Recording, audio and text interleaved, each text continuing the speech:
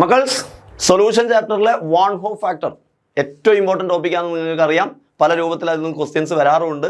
So ഇവിടെ ഞാൻ one Hoff ഫാക്ടറുമായിട്ട് ബന്ധപ്പെട്ട ഒരു ക്വസ്റ്റ്യൻ ആണ് എടുത്തത്.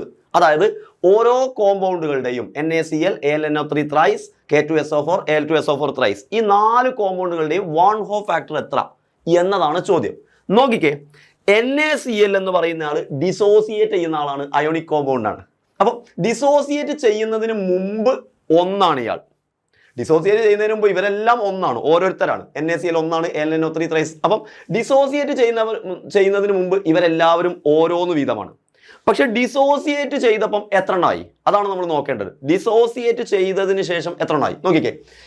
NaCl ഡിസോസിയേറ്റ് ചെയ്തപ്പം Na-യുമായി Cl-യുമായി. അപ്പൊ Na വേറെ Cl വേറെ, Na പ്ലസുമായി Cl മൈനസുമായി, അപ്പൊ രണ്ടെണ്ണമായി. Na പ്ലസ് വേറെ Cl മൈനസ് വേറെ, അപ്പൊ രണ്ടെണ്ണമായി. അപ്പൊ ഡിസോസിയേറ്റ് ചെയ്തതിന് ശേഷം 2, ഡിസോസിയേറ്റ് ചെയ്തതിന് മുമ്പ് 1. അപ്പൊ നമ്മൾ ആഫ്റ്റർ എത്ര, ബിഫോർ എത്ര ഡിവൈഡ് ചെയ്തിട്ടാണ് ആൻസർ കാണുക. സോ ആഫ്റ്റർ 2 ഡിസോസിയേറ്റ് ചെയ്തതിന് ശേഷം, ബിഫോർ 1, അപ്പൊ 2/1 equal to 2. So one half factor കാണൽ ഇങ്ങനെയാണ്. ഡിസോസിയേഷൻ ആണെങ്കിൽ വെരി സിമ്പിൾ. എത്രണ്ണം മുറിഞ്ഞു, എത്രണ്ണമായിട്ട് മുറിഞ്ഞു, ആ നമ്പർ അങ്ങ് എഴുതിയാൽ മതി.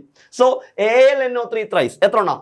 Al 1, NO3 3 എണ്ണം, NO3 3 എണ്ണം, NO3 മൈനസ് എന്ന് പറയുന്ന അയോൺ 3 എണ്ണം. അപ്പൊ NO3 3 എണ്ണവും അലൂമിനിയം 1. അപ്പൊ ഡിസോസിയേറ്റ് ചെയ്തപ്പോൾ 4 അയോൺസ് ആയി മാറി, 4 കഷ്ണങ്ങളായി മാറി. ഡിസോസിയേറ്റ് ചെയ്യുന്നതിന് മുമ്പ് 1, പക്ഷെ ഡിസോസിയേറ്റ് ചെയ്തതിന് ശേഷം 4 ആയി. അപ്പൊ 4/1 4. ഇനി 1 എഴുതണം എന്നില്ലല്ലോ, എത്രയാണോ ഡിസോസിയേറ്റ് ആ നമ്പർ അങ്ങ് എഴുതിയാൽ മതി. യെസ്, K2SO4 മക്കൾ തെറ്റിക്കുന്ന ഒരു ക്വസ്റ്റ്യൻ. K2SO4 മക്കൾ എന്ത് എഴുതും? K 2 എണ്ണം, SO4 4 എണ്ണം ആണോ? അല്ല, K 2 എണ്ണം. ഓക്കെ, SO4 1, SO4 എന്ന് പറയുന്നത് ഒരു അയോണാ. SO4 2- എന്ന് പറയുന്നത് ഒരു അയോണാ, അല്ലാണ്ട് O 4 എണ്ണം അല്ല. സോ SO4 1ഉം SO4 എന്ന് പറയുന്ന ഒരു അയോണായിട്ട് അത് മുറിയും, K 2 എണ്ണമായിട്ട് വേറെയും മുറിയും. അപ്പൊ K 2 എണ്ണം 2, SO4 1, അപ്പൊ 3, 2ഉം 1ഉം 3. സോ ഡിസോസിയേറ്റ് ചെയ്തതിനു ശേഷം കിട്ടിയ ആൻസർ 3. ഇനി Al2SO4 ത്രൈസ് നിങ്ങൾക്ക് അറിയാം. Al 2 എണ്ണം, SO4 ത്രൈസ് കണ്ടോ, SO4 ത്രൈസ്. SO4 1ആണ്, പക്ഷെ SO4 ത്രൈസ് വരുമ്പോൾ 3 എണ്ണമായി. സോ 3ഉം 2ഉം 5. ഇതാണ് ഇതിന്റെ ആൻസർ. ഇനി ഇതേ ക്വസ്റ്റ്യനിൽ നിങ്ങളോട് സ്ഥിരം വരുന്ന ഒരു പോയിന്റ് ആണ്, എഥനോയിക് ആസിഡ് ഇൻ ബെൻസീൻ ആണെങ്കിൽ എന്താ സംഭവിക്കുക? എഥനോയിക് ആസിഡ് ഇൻ ബെൻസീൻ അല്ലെങ്കിൽ ബെൻസോയിക് ആസിഡ് ഇൻ ബെൻസീൻ എന്ന് ചോദിച്ചാൽ, മക്കളെ എഥനോയിക് ആസിഡ് ഇൻ ബെൻസീൻ എന്ന് തന്നാൽ മക്കൾ മനസ്സിലാക്കുക, എഥനോയിക് ആസിഡ് അസോസിയേറ്റ് ചെയ്യുക. ഇവിടെ ഞാൻ തന്ന 4 എണ്ണവും ഡിസോസിയേറ്റ് ചെയ്യാണ് ചെയ്തത്. പക്ഷെ എഥനോയിക് ആസിഡ് എന്നോ ബെൻസോയിക് ആസിഡ് എന്നോ നിങ്ങളുടെ എക്സാമിന് ക്വസ്റ്റ്യൻ വന്നാൽ അത് അസോസിയേറ്റ് ചെയ്യാണ് ചെയ്യുക. അപ്പൊ നിങ്ങളൊന്ന് ആലോചിച്ച് നോക്കിയേ, അസോസിയേറ്റ് ചെയ്യണമെങ്കിൽ 2 ആൾ വേണ്ടേ? 2 ആൾ വന്ന് നിൽക്കുന്നു, ആ 2 ആൾ വന്നിട്ട് കൂടി ചേരുന്നു, അതാണല്ലോ അസോസിയേഷൻ.